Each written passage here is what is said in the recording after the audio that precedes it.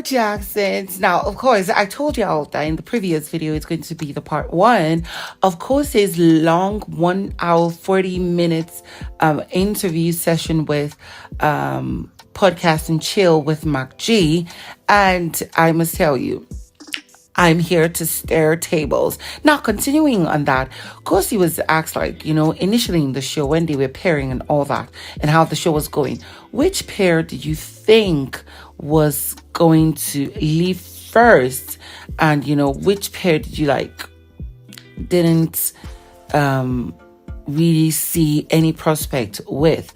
And she just pointed out the fact that, to be honest, she actually suspected or expected or felt that the royals, that was Tsatsi and Ebubu, were going to leave the show first, like they were going to just be the last pair, the unimportant pair.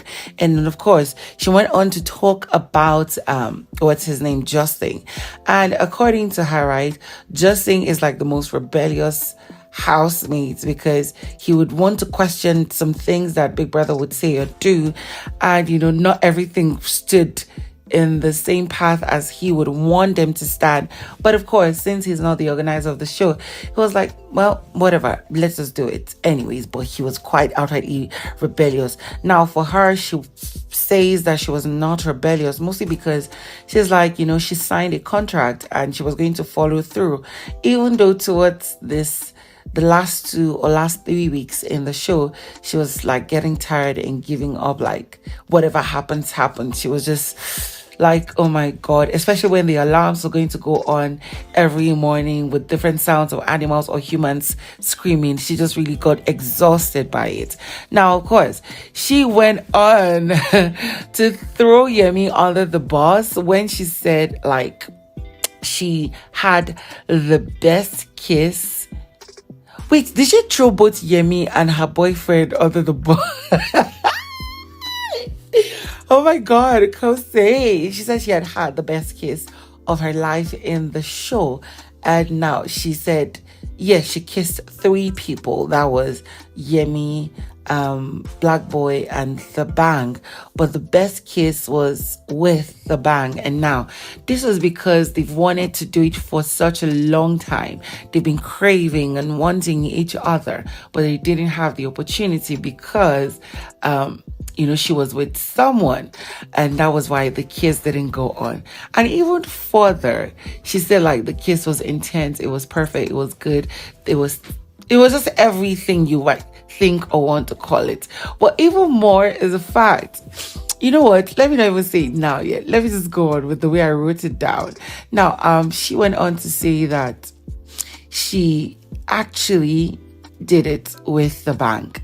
Yes, she did it with the bank. And now what she meant was that the kiss that everybody saw was actually not the first kiss. It was not even the second kiss. That in fact, they did it in the bathroom. Now, she said they were just tired of waiting. They just wanted each other. And then that was when they went to the bathroom. And although it was not quite long, she needed to rush it because, they felt somebody might come and find out. And to see that week nobody mentioned it, it meant that nobody has seen it till date that she's mentioning it. She said and actually that the bang had been showering together. And I'm like, what in the world, girl? Y'all was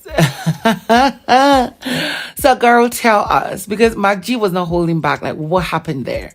Him and the other guy that was on the Big Brother South Africa 2014, they were asking a question. She would intentionally, it's like she's been learning from Miracle to not answer every question that she's asked, which is quite a good thing. Maybe she could reveal that in her podcast or her show Coffee with Khosi. Now, she went on to say that as much as it was, she had the most intimate, sex connection, the strongest with Yemi, that she had never felt like that in all her life. Like, it was so intense that it was Yemi that was even holding them back from actually doing anything, and that the chemistry was just unbelievable, and that even when she spoke about it with him, Yemi, he would say no, that things like that don't fly well in Nigeria. If they did it in the house, it would just maybe kill their game or something.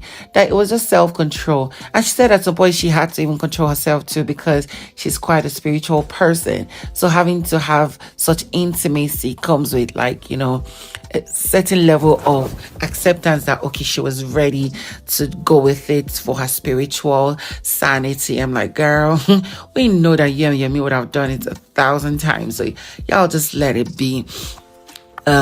She then went on to say that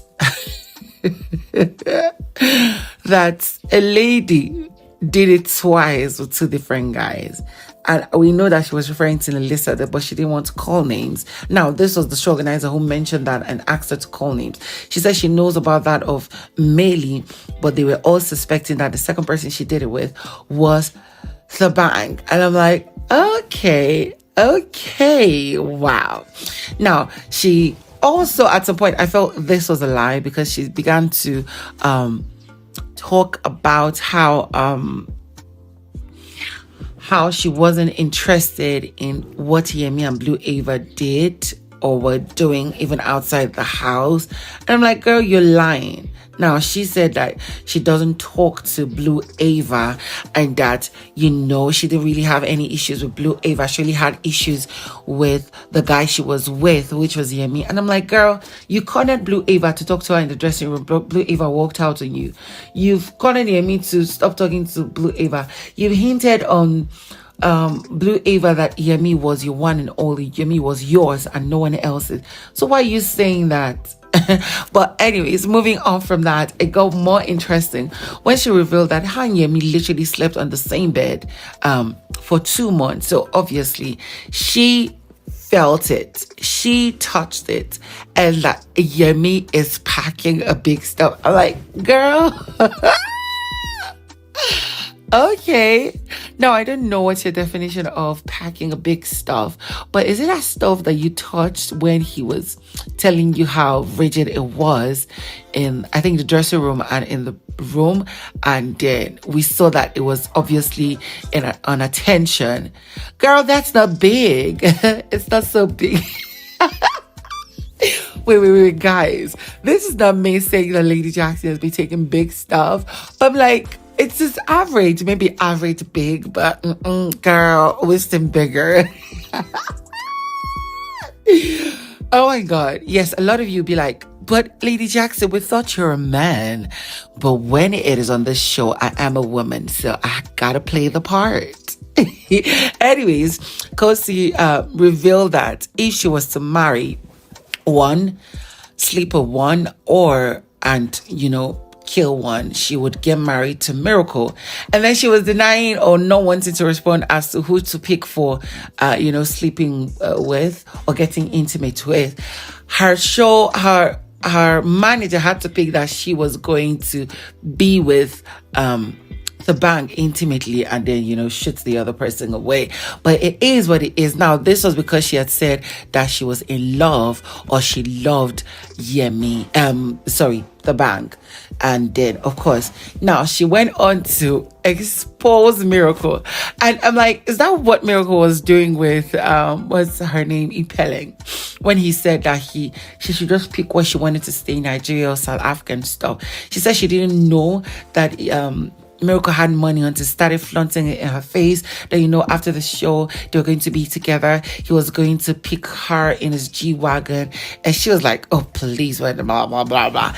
Anyways, moving on from that, she said that she would have, if she was not the winner, she would only have preferred that ebubu won, that he was a cool person. I'm like, okay, go on from there. She went on to say that, KJ is an amazing person. Probably he would have been the winner because of how strategic he was, because he knew what he was there for and he chased it to the latter. And I'm like, girl, you just don't want him to win. There's this thing that you don't want somebody else to win, but you could pick, even though the person seemingly looked like someone who deserved it, but you just rather pick someone else. And we understand.